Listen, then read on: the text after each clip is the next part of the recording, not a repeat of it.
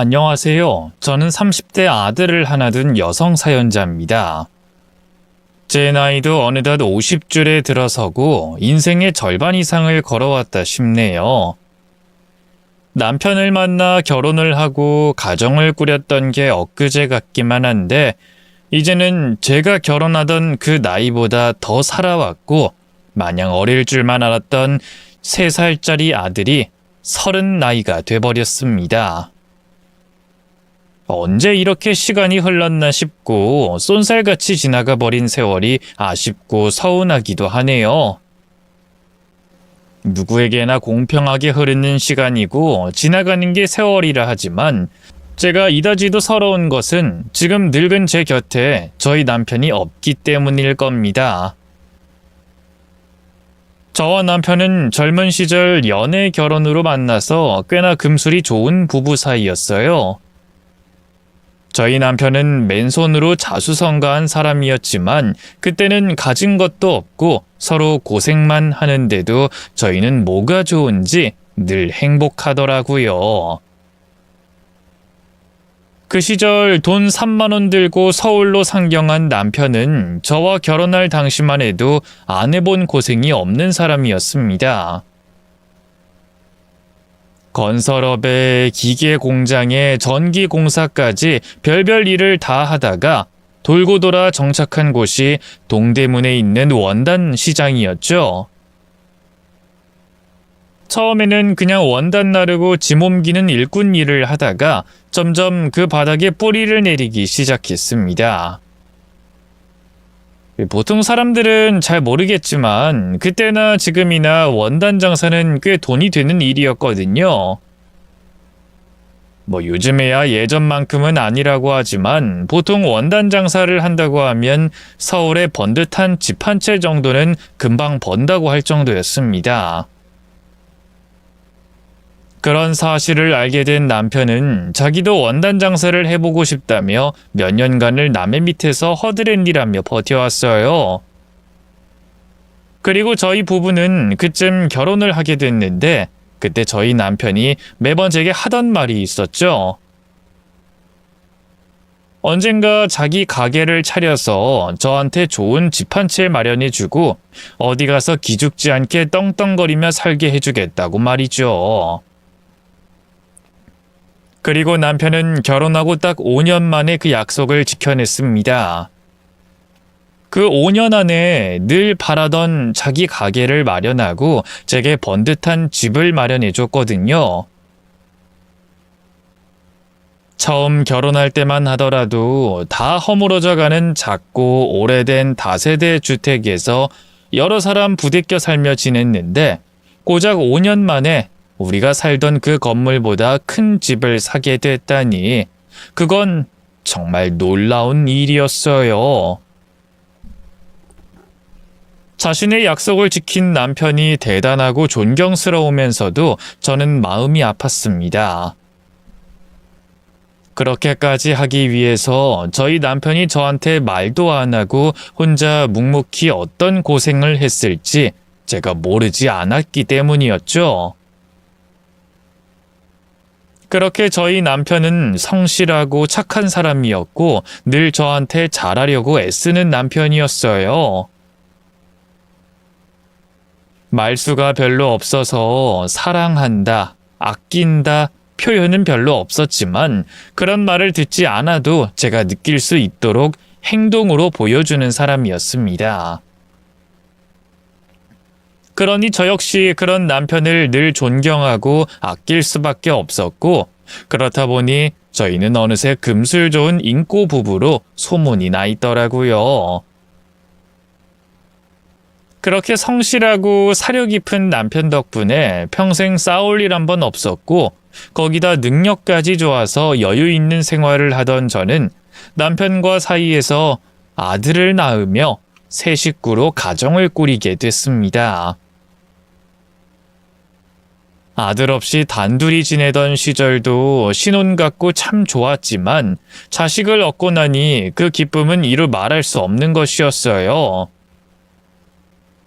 내 남편보다 나보다도 더 사랑할 수 있는 존재가 생겨났다는 것은 마치 기적 같은 일이었습니다. 저도 낳기 전까지는 제 모성이, 제 사랑이 얼마만큼일 수 있을지 알지 못했죠. 심지어 뱃속의 아이를 10달간 품으면서도 내가 이 아이를 정말 사랑으로 품을 수 있을까? 별로 자신이 없었습니다. 그런데 막상 아이를 낳고 나니 제 고민들이 모두 사라지더라고요. 앞으로 제가 그 아이를 위해서 못할 일은 없을 거라는 걸 알게 됐죠. 물론 남편과의 사이도 여전히 좋았지만 자식에 대한 사랑은 다른 느낌이었어요. 그래서인지 이런 자식을 둘이나 낳을 자신이 없더라고요. 주책이다 싶으실지 몰라도 제가 다른 자식을 낳아서 그 아이에게 제 사랑을 똑같이 나눠줄 수 있을지 확신이 들지 않았어요. 그래서 남편과 저는 그 아이를 처음이자 마지막으로 더 이상 자식을 보지 않았습니다. 그리고 외동아들을 누구보다 귀하고 열심히 키워내려 애를 써왔죠. 다행히도 저희 아들은 남편을 닮았는지 착하고 성실한 성품으로 걱정하지 않도록 잘 자라줬고 저희에게 실망을 안기지 않았습니다. 자식 바보라 자랑 같을지 모르겠지만 저희 아들이 다른 건 몰라도 성격은 참 좋았거든요. 어릴 적부터 하지 말라는 건 하지 않고 말썽 한번 부리는 일 없이 제 말을 잘 듣던 착한 아들이었죠. 그래서 공부도 시키는 대로 열심히 하고 나름 노력도 했는데 제가 좋은 머리를 물려주진 못했는지 공부를 아주 잘하진 않았습니다. 나름 성실하게 해서 꼴찌는 아니었지만 애매한 그 성적으로 대체 무얼 시켜야 할까 싶더라고요. 아무래도 공부 쪽에는 재능이 없는 것 같아서 일부러 공부 스트레스는 주기 싫었거든요. 그러다 보니 아들이 어느 날 저희에게 이런 말을 하는 겁니다. 나도 아버지 일 배워볼까? 그게 무슨 말이야? 아버지 일? 너도 원단 장사를 하겠다고? 아니 아버지가 해온 노력을 그냥 꽁으로 먹겠다는 건 아니고 나도 아버지 젊은 시절에 했던 것처럼 밑에서부터 차근차근 해서 시작해볼까 하는 거지. 어차피 내 머리로 좋은 대학 가는 건 글렀고 그럼 열심히 일해서 돈이나 많이 벌어야지. 그리고 어려서부터 아버지 일하는 거 봐서 그런지 이쪽에 관심도 생기고 아버지가 기회 주시면 저 열심히 할게요. 너 정말 자신이 있냐? 난 아들이라고 봐주는 거 없는데. 괜히 애매하게 하다간 고생만 하고 딴 길로 새는 수가 있어. 고생 같은 건 이미 각오했어요. 하루에 수십 개씩 맨몸으로 원단 나르는 정도는 아무것도 아닌 거 알아요. 저도 아버지가 고생하신 얘기 자주 들었잖아요. 그리고 제가 열심히 하다 보면 오히려 아버지한테 도움이 되는 날이 올지도 모르고 가업을 이을 수도 있잖아요. 그렇다고 당장 아버지한테 무임승차하겠다는 건 아니지만 아무튼 제대로 배워보고 싶어요. 글쎄, 네가 지금은 그렇게 자신 있게 말하지만 이 일이 결코 쉬운 게 아니야. 요즘엔 중국 원단들 들어오고 더 힘들어지고 네 생각보다 돈이 안 들 수도 있는데 그래도 해보고 싶냐? 그렇게 아들은 자기 아버지의 일을 배우고 싶다며 진지하게 말을 꺼내왔고 남편은 오랜 고민 끝에 아들에게 기회를 주기로 했습니다. 사실 남편은 처음에는 아들이 자기 일을 배우겠다는 걸 별로 반기지 않았어요. 아들은 그게 자신이 아버지의 등에 쉽게 업혀가는 것 때문이라 생각했지만 사실은 그게 아니었죠. 저희 남편 역시 원단 장사를 하면서 별별 고생을 다 해왔기에 그 일이 얼마나 힘든지 알고 있었고 그런 고생을 아들이 하길 바라지 않았던 겁니다. 어차피 저희가 모은 재산은 꽤 있으니 물려줄 유산이 없지도 않고 그러니 저희 아들은 적당한 직장 얻어서 평범한 회사원이 되길 바랬던 거죠. 하지만 그냥저냥 살기보다 자기 아버지처럼 성실하고 열심히 살고 싶다는 아들의 뜻에 결국 남편은 아들의 뜻을 들어줬습니다. 그리고 저희 아들은 원단 관련된 섬유 전공으로 전문대에 들어갔고 대학 생활을 하며 남편의 일을 돕기 시작했어요. 다행히도 피가 어디 가진 않는지 아들은 아버지의 일을 잘 배우며 성실히 노력해 갔습니다. 그렇게 저희 남편이 그랬던 것처럼 저희 아들 역시 20대 시절을 원단 시장에서 보내게 됐네요. 그렇게 부자간의 돈독함을 다져가며 저희 가족은 여전히 화목하고 행복한 가정이었습니다. 하지만 그러다 어느 날 갑자기 저희 남편이 쓰러지게 됐어요. 먼지 많은 원단 시장에서 일하느라 기관지가 좀 약했던 걸 빼면은 딱히 건강이 나쁘거나 지병이 있었던 것도 아니었는데 그런 사람이 언젠가부터 속에서 소리 소문 없이 병을 키웠는지 갑자기 쓰러져 버리고 말았죠. 누구도 예상하지 못한 일이었고 그래서 그 일은 저희 가족에게 너무나 갑작스럽고 충격적인 일이었습니다.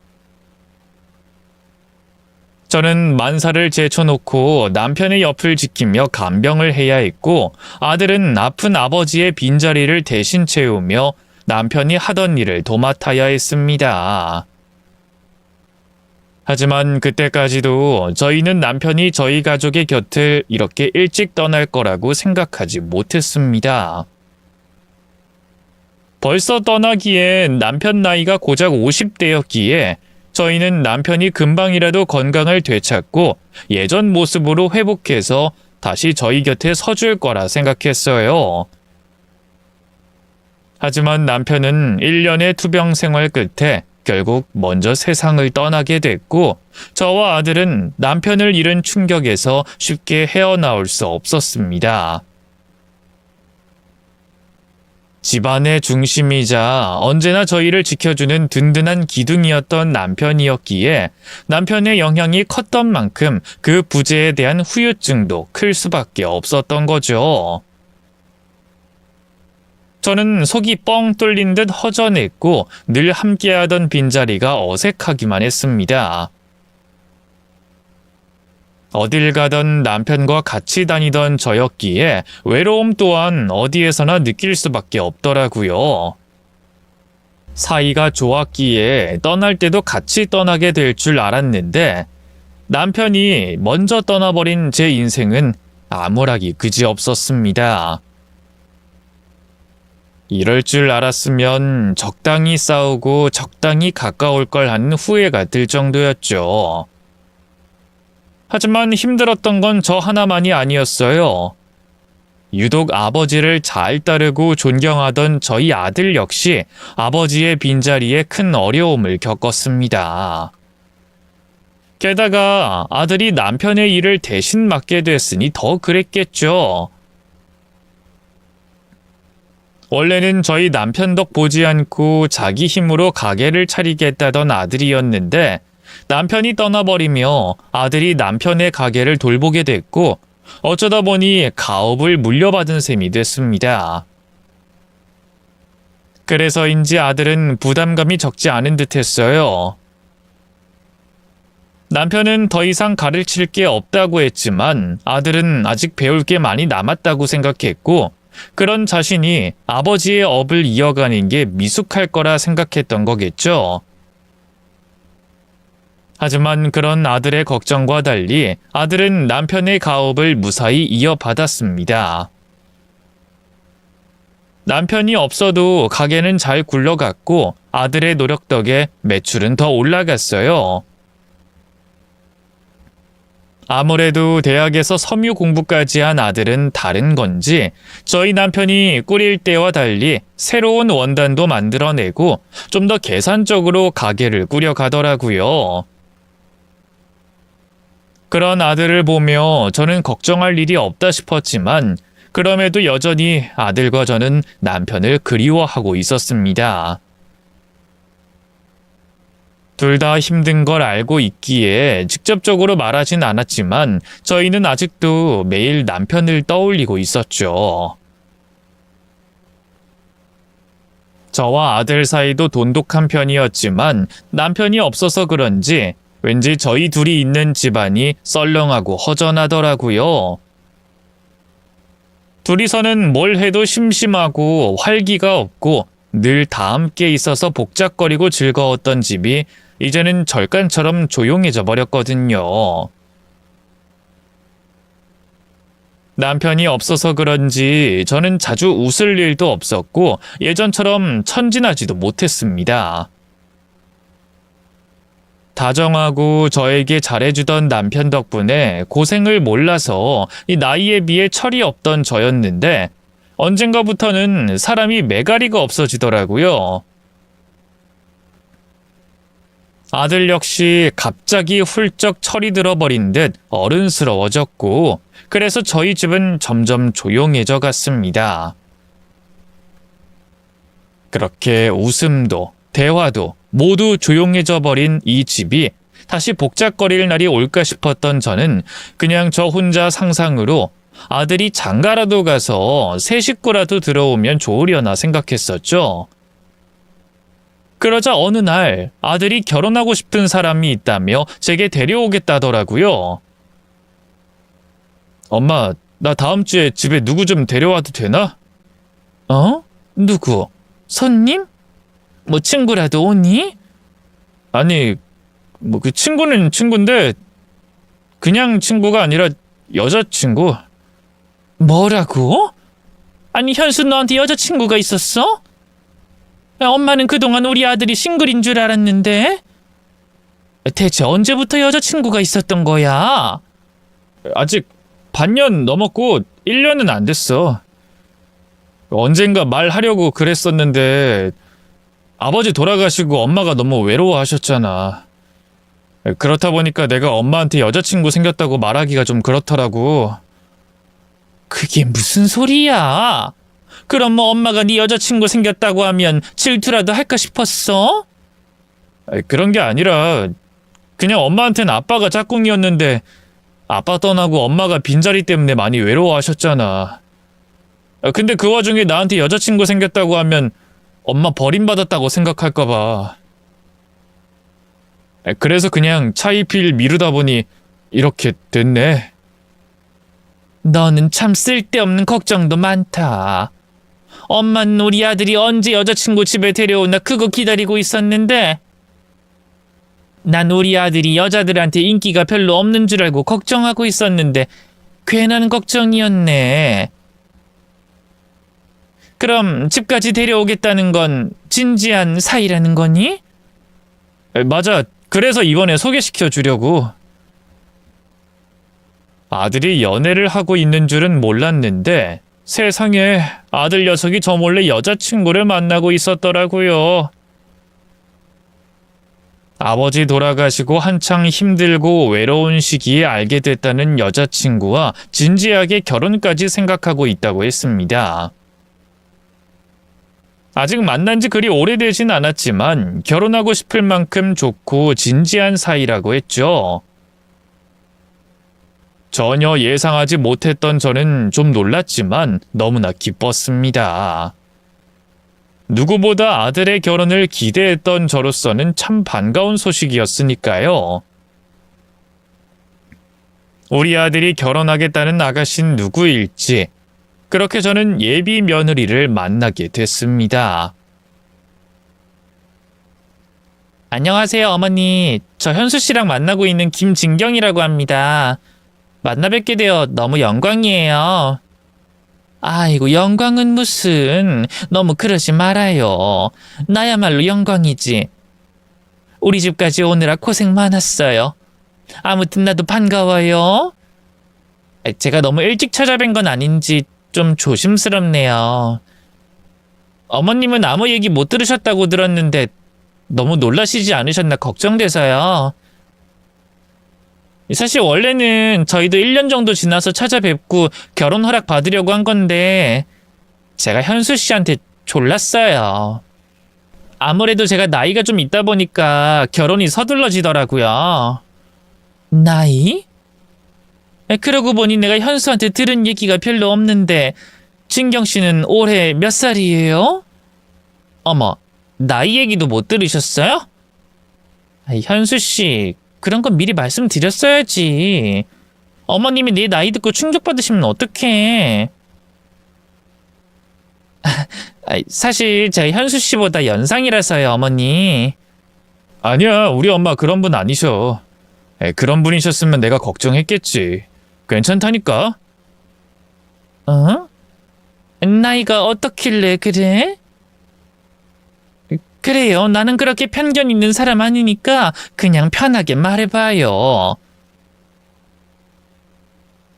제가 2살 더 많아요. 2살? 아, 겨우 2살 가지고 뭐 그렇게 걱정이야. 그 정도면 딱 좋지. 정말요? 제가 현수 씨보다 나이가 많은데도 괜찮으세요? 아유, 그럼 2살 가지고 내가 뭐라고 할까봐 걱정했어요. 아우, 나 그런 시어머니 아닌데. 그리고 웬만해서는 반대할 생각도 없었어. 우리 현수가 좋다고 하는 사람인데 내가 뭐라고 허락을 하고 말고 하겠어. 우리 현수도 벌써 30이고 다 큰 자식은 자기 앞길 알아서 가는 거죠. 그러니까 혹시라도 내가 반대할까봐 싶었던 거면 괜한 걱정하지 말아요. 정말 감사합니다, 어머님. 그렇게 말씀해 주시니 마음이 놓여요. 거봐, 우리 엄만 그런 분 아니라고 했잖아. 정말 좋으신 분이라니까. 그러게. 진작 현수 씨 말 들을 걸 그랬어. 근데 내가 워낙 겁이 많고 걱정이 많은 거 현수 씨도 알잖아요. 난 혹시나 내가 마음이 차지 않으실까봐 그래서 어젯밤에 잠도 한숨 못 잤거든요. 근데 어머님이 저를 이렇게 반겨주시니 너무 기쁘고 다행스럽네요, 어머님.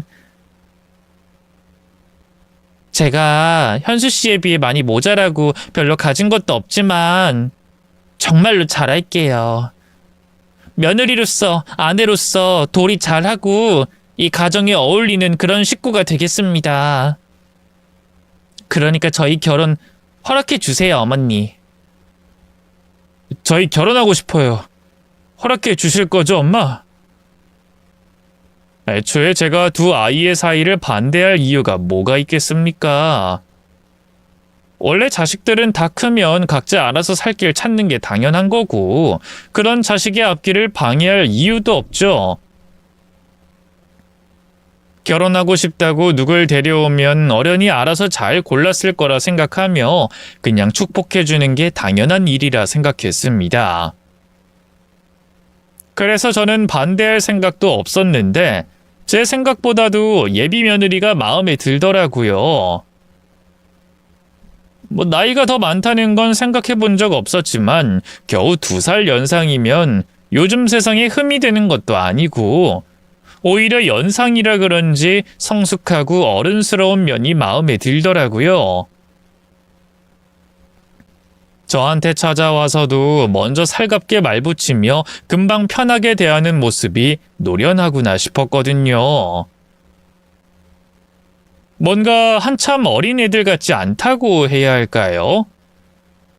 게다가 단정한 차림도 그렇고 밝고 살가운 모습에 좋은 며느리가 되겠구나 싶었습니다. 밥 먹을 때도 예의 바르고 칭찬 일색인 모습에 바르게 잘 자란 아가씨라는 생각이 들었죠. 아들도 그 애가 무척이나 마음에 드는지 하루 종일 눈을 떼지 못하고 그 애만 쳐다보고 있더라고요. 그래서 어디가 그렇게 좋냐고 물어봤더니 엄마처럼 다정하고 착하고 배려심 깊은 모습이 좋다고 하더라고요. 그냥 다 좋은데 그 중에서도 성격이 제일 좋아. 진짜 착하고 예쁜 사람이거든. 나 일 바쁜 것도 이해해주고 나한테 무리한 요구를 안 해. 나도 연애 안 해봤던 건 아니지만 보통 내 또래 애들은 내가 맞춰줘야 했는데 진경이는 그렇지 않거든.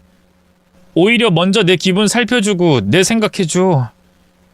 그래서 내가 별로 할 게 없기도 하고. 그게 미안하긴 하지만 결혼하면 정말 좋을 것 같다는 생각이 들더라고. 엄마도 아빠가 그런 사람이라서 좋았다고 했잖아. 그래서 나도 진경 씨랑 결혼하면 엄마 아빠처럼 행복하게 살 수 있을 것 같아요. 그래서 좋아. 아들이 그렇게까지 말하는 걸 보니 참 좋은 아가씨구나 싶은 생각이 들었습니다. 제가 보기에도 착하고 다정한 모습에 우리 아들을 고생시킬 것 같진 않더라고요. 그런 걸 보면 어디 흠이 좀 있더라도 품어줘야 맞는 게 아닌가 싶었습니다. 그래서 날짜 맞춰서 상견례를 올리자고 했는데 그 말에 갑자기 예비 며느리 표정이 어두워지더라고요. 하루빨리 결혼하고 싶다고 하기에 상견례 얘기를 꺼낸 건데 좋아할 줄 알았던 말에 왜 저러나 싶었죠. 그러자 아들이 자기 여자친구의 어깨를 어루만지며 제게 어려운 이야기를 꺼낸 겁니다. 그게 사실은 진경이네 어머님이 지금 좀 아프셔서 병원에 계시는데 언제 퇴원하실 수 있을지 모르겠다고 하더라고. 어머, 왜? 어디가 아프신 거니? 그게 지금 암투병 중이셔서요. 위암이시거든요. 사실 그래서 제가 올해 결혼을 하고 싶다는 거기도 해요. 저희 엄마가 조금이라도 건강하셨을 때 식을 올리고 싶어서요. 어머나 세상에. 그런 일이 있는 줄은 몰랐구나. 그럼 진작 얘기를 하지. 그럼 상견례를 어떻게 해야 좋겠니? 우선 저희 엄마 상태 보고 제가 날짜를 정해 볼게요. 정 안 되면 저희 아버지만이라도 모시고 해야 할 것 같은데 그래도 괜찮을까요, 어머님? 아유, 그럼 당연하지. 우린 아무 상관없으니까 너 좋을 대로 하렴. 그래도 안 싸더니 건강해지셔서 같이 뵈면 좋을 텐데 말이야. 그럼요. 그게 제일 좋긴 하죠. 그래도 그렇게 말씀해 주셔서 감사해요. 저 어머님 뵙고 나니까 결혼에 더 확신이 생겨요. 제가 어디 가서 어머님처럼 좋은 시어머니를 만나겠어요. 어머님은 정말 천사세요. 아유, 당연한 걸 뭐 그렇게까지 말을 하니. 아무것도 아니니까 너무 신경 쓰지 마렴. 아니에요. 전 정말 현수 씨를 만난 게 제 인생의 제일 큰 행운인 것 같아요. 저 앞으로 정말 잘할 테니까 어머님도 걱정 마세요. 그렇게 만나보게 된 예비 며느리는 참 참하고 좋은 사람이었습니다. 밝고 예의 바르고 무엇보다 저희 아들을 많이 사랑하는 것 같더라고요. 하지만 안타깝게도 가정 형편이 그리 좋지 않아 보였습니다. 집안이 좀 어렵다고 그러더니 심지어 어머니는 아파서 병원에 계신다고 하더라고요. 어쩌면 그래서 더 제가 자기를 못마땅해 하지 않을까 걱정했던 게 아닐까 싶었습니다. 그래서 저한테 더 고마워하고 면목 없어 하는 것 같더라고요. 그런 예비 며느리가 안쓰러웠던 저는 예비 며느리를 마음으로 품어주겠다고 다짐을 하게 됐죠. 그렇게 그쪽에서 상견례 날짜를 잡아주길 기다리던 어느 날, 제게 뜻밖의 손님이 찾아오게 됐습니다. 제가 작은 찻집을 운영하고 있는데 거기로 웬 남자가 저희 아들 이름을 대면서 절 찾더라고요. 여기 박현숙은 어머니 계십니까? 예? 제가 현수 엄마인데요. 누구시죠? 제가 잘 찾아온 게 맞군요. 저 진경이 애비되는 사람입니다. 진경이 아버님이요? 예, 진경이 아버님이시구나. 아유, 반갑습니다. 근데 여기까지는 어쩐 일로? 제가 연락도 없이 갑자기 찾아와서 놀라셨겠군요. 다름 아니라 제가 급하게 말씀드릴 일이 있어서 말입니다. 잠시 앉아서 얘기 좀 나눠도 되겠습니까? 저를 찾아온 낯선 남자는 다름 아닌 예비 며느리의 아버지, 그러니까 제 예비 사돈이었습니다. 어머니가 아프시다는 얘기를 듣긴 했지만 아버지 얘긴 듣지 못했던 저였기에 갑자기 찾아온 예비 사돈이 당황스럽기만 했어요. 여기는 어떻게 알고 오셨는지 아직 상견례도 하기 전에 나를 찾아오신 이유가 뭔지 궁금했죠. 그런 제게 대화를 청하는 예비 사돈에 전 그렇게 예비 사돈과 어쩌다 첫 상견례를 하게 됐습니다. 네, 그날따라 손님이 별로 없어서 다행이었죠. 저는 예비 사돈에게 따뜻한 차 한 잔을 내어드리고 마주보고 대화를 하게 됐습니다. 미리 연락을 주셨더라면 제가 시간을 빼놨을 텐데요. 갑자기 찾아오셔서 좀 놀랐습니다. 아이고, 이거 죄송하게 됐습니다. 저도 그렇게 경우 없는 인간은 아닌데 이 상황이 급하다 보니 마음보다 몸이 앞서고 말았네요.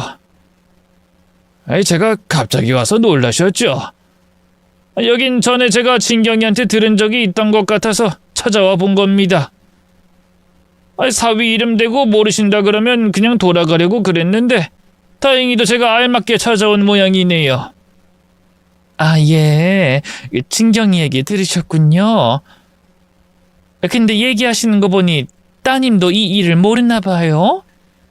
그럼 그렇게 급하게 하실 말씀이 뭐길래... 아, 예. 제가 저희 딸한테도 말을 못했습니다. 그래서 어쩌다 보니 몰래 찾아온 셈이 됐네요. 그게 다름 아니라 저희 애들 결혼 문제 때문에 말입니다. 혹시 결혼식을 일찍 좀 할 수 있을까 싶어서요. 결혼식을 일찍이요? 안 그래도 진경이가 올해 안으로 했으면 좋겠다고 하긴 하던데 그건 상견례 때 만나서 얘기하면 되지 않겠습니까? 그게 어려울 것 같아서 제가 찾아온 겁니다. 제가 말하는 건 올해 안이 아니고 당장 이번 달 안에 했으면 싶어서 말씀드리는 거예요. 아니 이번 달이 어려우면 다음 달이라도 어쩔 수 없고요. 아무쪼록 최대한 빨리 말입니다.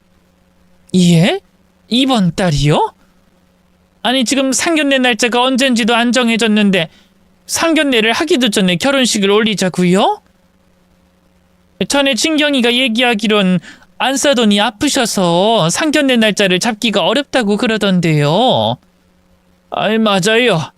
안 그래도 그 문제 때문에 말씀드리는 겁니다. 저희 집사람이 많이 아픕니다. 진경이한테 어디까지 들으셨는진 모르겠지만 그것보다 훨씬 심각한 상황입니다. 저희 아내가 당장 언제 죽을지 모르는 시한부거든요. 병원에서는 길어야 한두 달 남았다고 그러는데 사실 진경이는 이런 상황까진 잘 몰라요. 괜히 자식한테 걱정시키고 싶지 않아서 비밀로 했거든요. 시한부요? 진경이 어머님 상황이 그렇게나 안 좋았나요? 어머, 그럼 어떻게 해요? 어떡하긴 뭘 어떡하겠어요. 그래서 제가 급하게 결혼식 이야기를 하는 겁니다. 언제 어떻게 될지 모르는 상황에 우리 집사람 떠나기 전에 우리 딸 결혼하는 모습이라도 좀 보고 갔으면 싶어서요. 제가 듣기론 이 집도 남편분을 일찍 보내셨다고 들었는데 그럼 저희 심정도 이해하시겠죠?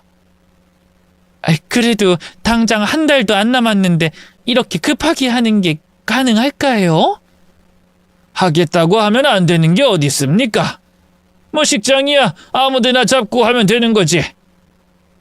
어쨌든 사람 목숨이 제일 중요한 거 아닙니까? 갑작스레 저를 찾아온 사돈은 제게 안사돈의 이야기를 꺼내며 결혼식을 서두르길 원했습니다. 저는 그냥 안사돈이 암투병 중이라고만 들었는데 예비 며느리도 모를 정도로 상태가 많이 안 좋으셨던 모양이에요. 위급한 상황이라며 당장이라도 결혼식을 올리자고 하는데 당황스러우면서도 저 또한 그 마음이 이해가 가더라고요. 사돈이 말한 것처럼 우리도 남편이 떠나며 많이 아쉬웠기에 그 사정을 모르진 않았죠. 하지만 왠지 너무 다급히 재촉하는 것 같은 사돈의 태도에 전 뭔지 모르게 마음이 불편했어요. 머리로는 이해가 가면서 마음으로 꺼려지는 것 같았죠. 물론 저도 이해하죠. 이 사람 목숨이 제일 중요한 거고, 부모가 자식 결혼 못 보고 떠나면 얼마나 안타까운 일입니까? 그래서 저도 최대한 빨리 하자는 생각은 동의하는데, 그래도 결혼식을 하려면 최소한의 준비라는 게 필요하잖아요. 웨딩드레스도 고르고 식장도 고르고 하다 보면 못해도 한 달일 텐데요. 아이고 참 자꾸 답답하게 구시네요. 그런 거야 그냥 대충 해서 하면 되는 거지 뭐가 그렇게 어렵답니까? 마음만 먹으면 하루 만에도 못하겠습니까? 사돈이 계속 이렇게 비협조적으로 나오시면 결국 우리 집사람만 불쌍하게 떠나는 겁니다. 폐암 걸려서 아파 죽어가는 우리 집사람이 안타깝지도 않으세요? 제가 이렇게 빌 테니까 제발 저희 좀 이해해 주십시오. 그리고는 사돈이 제 앞에서 무릎까지 꿇으며 빌기 시작했습니다. 갑자기 그러는 사돈의 행동에 당황스러운 와중에 저는 뭔가 이상한 낌새를 눈치챌 수밖에 없었어요. 제가 예비 며느리에게 듣기론 안사돈의 병이 위암이라 들었는데 바깥서도는 폐암이라고 하시더라고요. 환자가 있는 집에서 그것도 자기 아내의 병명을 착각할 수 있는지 전 사돈이 갑자기 의심스럽기 시작했습니다. 그래도 혹시 모르니 다시 한번 확인하자 싶어서 되물어봤죠. 혹시 제가 잘못 들었을 수도 있고 흥분해서 말실수를 했을 수도 있잖아요. 하지만 돌아오는 대답은 똑같았습니다. 알겠습니다. 사돈 심정이 어떠신지 잘 알겠습니다. 근데 안사돈이 어디가 아프시다고 하셨죠? 방금 하는 말 못 들으셨습니까? 폐암이라니까요. 폐암이요? 예. 저희 집사람 평생 고생만 한 사람입니다. 제가 제대로 호강도 한번 못 시켜주고 기다리기만 하다가 병만 얻어버렸어요. 그런 사람한테 딸 자식 시집 가는 거라도 보게 해야 하지 않겠습니까? 기간이 촉박한 건 알지만 어떻게든 좀 부탁드리겠습니다. 예, 이해했습니다. 최대한 이해할 테니까 하루만 시간을 주세요. 아무튼 저도 아들 녀석이랑 얘기해봐야 하니까요. 그럼 오늘은 이만 돌아가 주세요. 다시 확인해봤음에도 사돈은 제게 아내가 폐암이라고 했습니다. 분명 예비 며느리는 위암이라고 했는데 둘 중 누군가가 잘못 알고 있거나 제게 틀린 말을 전하는 거라고 밖에 생각할 수 없었어요. 아내가 시한부라면서 절 직접 찾아와 급히 결혼을 시키자고 하는 사람이 자기 아내의 병명도 제대로 모르는 건지 아니면 똘똘한 줄 알았던 예비 며느리가 실수를 한 건지 저는 뭔가 이상한 낌새를 확인해 볼 수밖에 없었습니다. 그래서 저는 어쩔 수 없이 예비 사돈의 뒤를 밟을 수밖에 없었어요. 사돈을 내보내고 저 역시 가게 문을 닫고 사돈 뒤를 몰래 따라갔죠. 뒤를 쫓는 게 사돈지간에 할 만한 일은 아니지만 전 확실히 해야 했습니다. 다른 일도 아니고 아들의 결혼 문제였으니까요. 그렇게 택시를 타고 떠나는 사돈의 뒤를 쫓아가자 사돈이 어떤 동네에서 내리는 걸 보게 됐습니다. 아내를 그리 걱정했으니 병원으로 가나 싶었지만 그냥 평범한 동네인 걸 보니 그건 아니구나 싶더라고요. 하지만 집으로 간다기에는 그것도 아닌 듯 싶었습니다. 사돈이 내린 그 동네가 예비 며느리가 제게 말했던 집과는 달랐거든요. 분명 예비 며느리는 동대문 근처에서 지낸다고 했는데 그 동네는 동대문과는 정반대의 동네였거든요. 그렇게 택시에서 내린 사돈을 따라 차에서 내린 저는 얼마 뒤 예비 며느리까지 보게 됐습니다. 어디를 다녀오는 건지 예비 며느리가 택시에서 내린 사돈을 보고 달려오더라고요. 그 모습을 숨어서 지켜보던 저는 깜짝 놀랄 수밖에 없었습니다. 예비 며느리와 사돈의 사이가 보통의 부녀지간과는 상당히 달라 보였거든요. 반갑다며 달려가서 안긴 예비 며느리의 허리를 사돈이 감싸 안는데 그 모습이 마치 다정한 연인 사이 같은 겁니다. 아무리 친한 부녀 사이라고 해도 그 정도로 가까울 수 있는지 저는 못 볼 꼴을 본 것 마냥 놀라고 당황스러웠어요. 제가 딸이 없어서 그러는 게 아니라 그 두 사람 사이는 그냥 부녀라고 하기에는 낯설어 보였죠.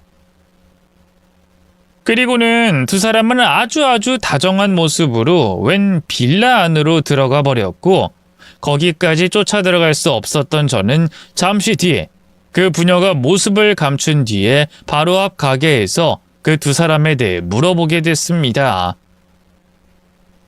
혹시나 동네 주민이면 그 부녀에 대해 뭐라도 알까 싶어서 말이죠. 그렇게 제가 가게 주인에게 사돈 며느리에 대해 묻자 황당한 대답이 들려왔습니다. 그 부녀에 대해 알고 있냐는 제 물음에 가게 주인이 그 두 사람이 부녀가 아니라고 했던 것이죠. 아까 요 앞에 있던 아저씨랑 아가씨 아세요? 두 사람이 부녀지간인데 혹시 여기 사나요? 에? 아까 택시에서 내린 남자? 예, 맞아요. 그 옆에 따님이랑요. 그 두 사람 여기 사나요? 제가 알기론 이 동네 사는 게 아니라고 들었는데 이사를 왔나 싶어서요. 이사? 이사를 오긴 왔는데 최근은 아닌데. 저 사람들이 온 지도 벌써 한 1년 넘었지. 근데 아까 그 남자랑 여자 말하는 거 맞아? 예, 맞아요. 사이 되게 좋아 보이던 그 부녀요. 아까부터 자꾸 부녀라고 그러는데 부녀라니 그게 뭔 소리야? 그 둘이 부녀지간인 줄 알았나 보지? 예?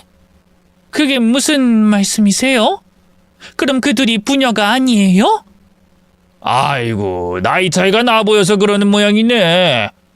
하긴 뭐 한 열 몇 살 차이 난다고 하긴 하던데. 근데 그 둘이 부녀 아니야. 큰일 날 소리지. 세상에 어느 부녀지간이 그러고 다닌겨? 엉덩이 주물르고 허리 감싸고 다니는 부녀 봤어? 그럼 그 둘은 무슨 사이인데요? 뭐긴 뭐야, 애인이지.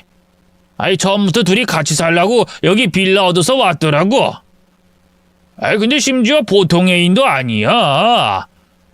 나도 처음에는 그냥 나이 차이 많이 나는 연인인 줄 알았는데 며칠 전에 여기 본처가 찾아왔더라고. 본처요? 남자한테 아내가 따로 있다는 거예요? 따로 있지. 그 철은 남자랑 비슷한 또래인데 남편이 처자식 두고 술집 여자랑 바람 피웠나 보더라고. 다 큰 딸도 있다는데 거진 자기 딸뻘 되는 여자랑 붙어먹은 모양이야. 나 참, 가장이라는 사람이 그게 무슨 짓인지. 아무튼 그래서 본처가 자기는 절대로 이혼 안 해준다고 했더니 그냥 집을 나가버렸나 봐.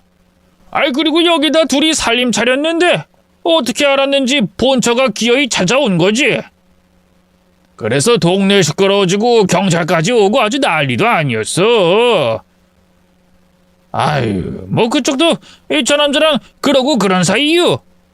안 그래도 나한테도 번호 주고 갔는데 가서 물어보던가. 가게 주인이 말하기를 그 두 사람이 부녀 사이가 아니라는 겁니다. 나이 차이 나는 두 사람이 불륜 관계였고 며칠 전에는 애인을 따라서 가출한 남편을 쫓아 본처까지 찾아왔다는 겁니다. 그 일 때문인지 그 두 사람에 대해 묻는 제게 가게 주인은 저도 그 사람들과 치정 사건에 얽힌 줄 아는지 자세한 건 본처에게 물어보라며 본처의 연락처를 넘겨줬어요. 며칠 전에 본처가 찾아와 남편이 도망을 갔는데 그 도망간 남편이 다시 돌아오면 자기한테 연락을 달라고 연락처를 남기고 갔다더라고요. 그 얘기를 들은 저는 본처를 찾아가지 않을 수 없었습니다. 저 남편분에 대해 여쭐 게 있어서 연락드렸는데요. 혹시 저 좀 만나주실 수 있나요? 혹시 김진경 씨에 대해서도 아시는지요? 진경이요? 진경이는 우리 딸인데 누구시죠? 예? 따님이 맞으세요? 저는 진경 양 예비 시어머니 되는 사람입니다. 예? 예비 시어머니라뇨? 우리 딸은 남자친구도 없는데? 그게 무슨... 지금 이게 다 무슨 상황인지 모르겠지만 아무튼 만나서 얘기를 좀 나눠봤으면 좋겠네요. 분명 남편분과 관련된 일이거든요. 아무래도 제 남편이 무슨 짓을 한 모양이네요. 알겠어요. 당장 만나요, 우리. 그러고 보니 저는 사돈의 이름도 몰랐더라고요. 좀 전에 만남이 제대로 된 상견례도 아니었고 제 가게를 찾아와서 다짜고짜 결혼식 얘기만 했으니 제대로 통성명을 할 새가 없었어요. 그런 제가 알고 있는 건 예비 며느리의 이름뿐이었는데 그 이름을 대자 그쪽에서 자기 딸이 맞다고 하더라고요. 아까 가게 주인은 두 사람이 부녀가 아니라 그랬던데 김진경이 딸이 맞다고 하니 이게 무슨 일인가 싶었죠. 그런데 또 본처는 자기 딸에게 애인도 없다면서 제 존재 자체를 모르고 있는 듯 했습니다. 대체 어떻게 된 상황인지 저희는 꼭 만나서 대화를 해야 했어요. 그렇게 만나게 된 본처에게서 저는 놀라운 이야기를 듣게 됐습니다. 알고 보니 제가 알고 있던 예비 며느리의 이름이 진짜 이름이 아니라 도용된 거였더라고요. 제 사돈의 아내이자 본처라는 그 여자의 친딸 이름이 바로 김진경이었답니다. 진경이는 우리 딸 이름이 맞아요. 오늘 그쪽을 찾아왔다는 그 남자가 제 남편도 맞고요. 근데 우리 딸은 이제 겨우 20대 중반이거든요. 지금은 만나고 있는 남자친구도 없고요. 근데 그년이 자기 이름이 김진경이라 그랬어요. 그년 이름은 이영지예요. 그것도 진짜 이름인지 뭔진 모르겠지만 하긴 술집 다니는 년이 지 이름이 있긴 하겠어요. 제가 알고 있던 제 예비 며느리는 이영지라는 이름의 다른 여자였습니다. 이영지는 술집에서 일하던 여자로 하물며 그게 진짜 이름인지도 모른다고 하더라고요.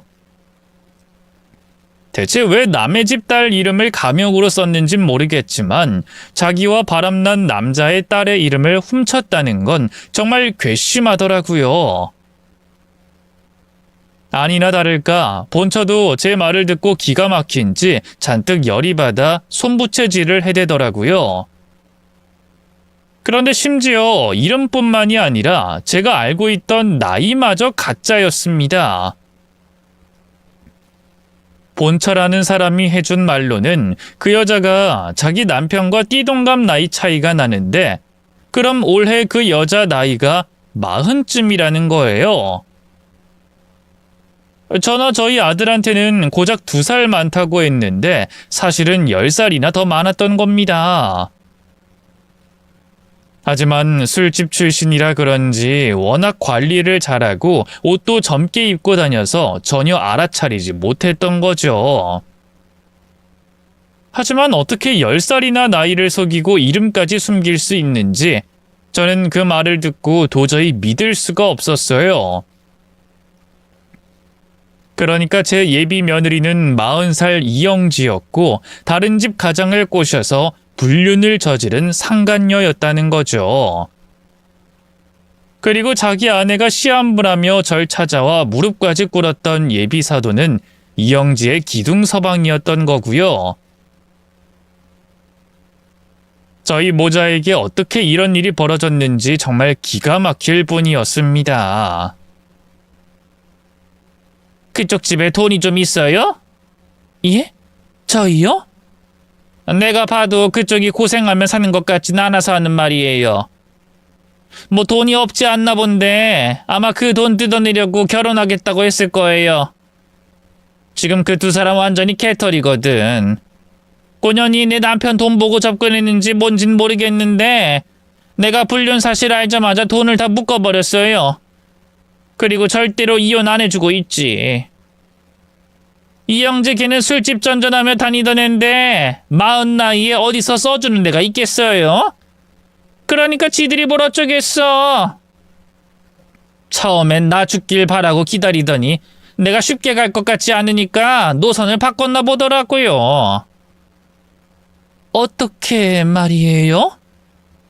아줌마 아들처럼 순진한 남자 꼬셔서 등쳐먹는 거지. 혼인 빙자 사기 이런 거. 내가 알기로는 그쪽 아들 말고 벌써 당한 남자도 몇 되는 걸로 아는데. 그놈들도 이영지 쫓아다닌다고 들었는데. 그래도 아줌마 아들은 아직 결혼까지 안 했으니까 피해는 별로 없겠네요. 전에 당한 남자는 결혼식 올리자마자 살던 집까지 뺏기고 빈털터리가 됐다 그러던데. 아줌마는 그 전에 나 찾아왔으니 천만다행이네. 그럼 이영지 그 여자가 남자들 등쳐먹는 꽃뱀이라는 거예요? 그쪽 남편은 이영지한테 붙어먹는 기둥서방이고? 아이고, 그래도 아직 법적으로 내 남편이라 대놓고 그런 말 들으니까 기분이 좀 그렇긴 하네.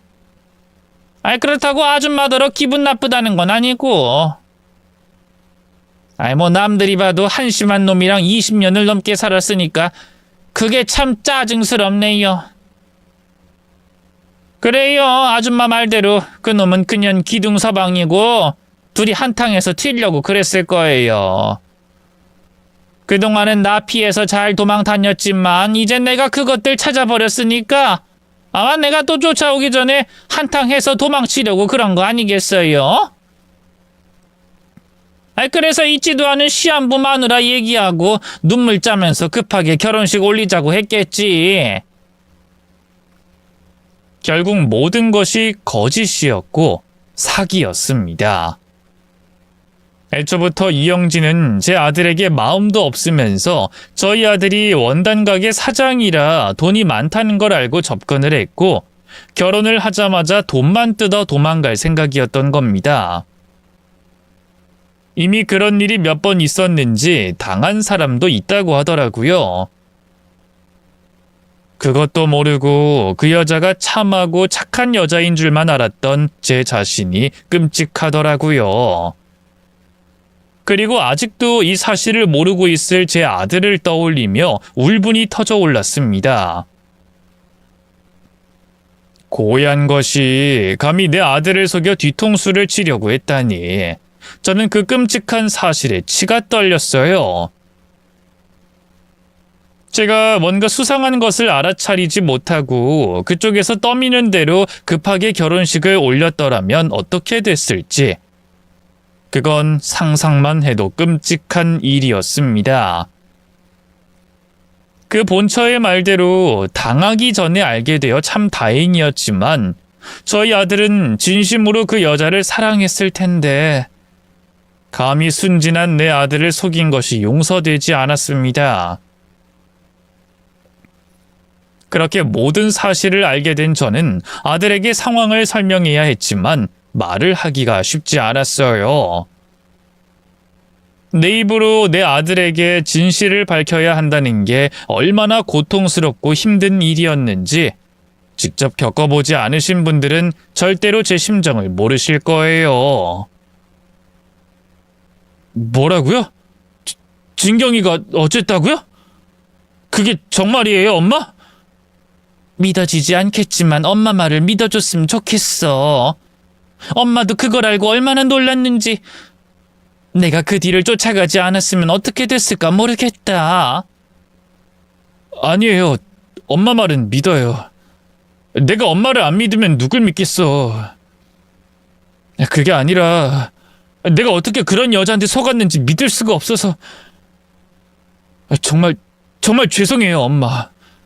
네가 죄송할 게 뭐가 있어. 애초에 그 여자가 보통이 아니란다. 술집 전전하면서 그쪽으론 잔뼈가 굵대. 근데 그런 여자가 작정하고 속이는데 누가 피할 수 있겠니? 그래도 제가 좀 더 잘 알아보고 그랬어야 하는 건데 지금 생각해보니까 이상한 게 있는 것 같기도 해요. 사실 우리가 너무 급하게 가까워졌잖아요. 처음 만날 때부터 자긴 나이가 있어서 결혼을 빨리 하고 싶다고 그랬는데 이제 보니 그래서 그랬구나 싶어요. 그래도 나는 혼전순결에 조신하고 착한 여자인 줄 알고 좋아했던 건데 꽃뱀 주제 참 연기도 잘했네요. 나한테 돈 때문에 접근했다니 제가 바보였어요. 얘기를 들어보니 그 여자가 세상 무해하고 순진한 척 어찌나 연기를 잘했는지 누구라도 속을 수밖에 없을 것 같았습니다. 다행히도 아들은 끝까지 속지 않았다는 것에 안도하며 제게 고마워했어요. 엄마 아니었으면 정말 어쩔 뻔했어요. 그 인간들이 마음이 급해서 엄마를 찾아갔던 게 정말 다행이었어요. 그러니까 우리 훌훌 털어버려요. 생각해보면 엄마도 나도 아빠 보내고 너무 힘들었잖아. 엄마도 그랬겠지만 난 옛날에 화목하고 북적거리던 시절이 그립더라고. 그래서 나도 그 여자한테 금방 마음을 준 것 같기도 하고 그러네. 결혼이 중요한 문제이니만큼 신중했어야 하는데.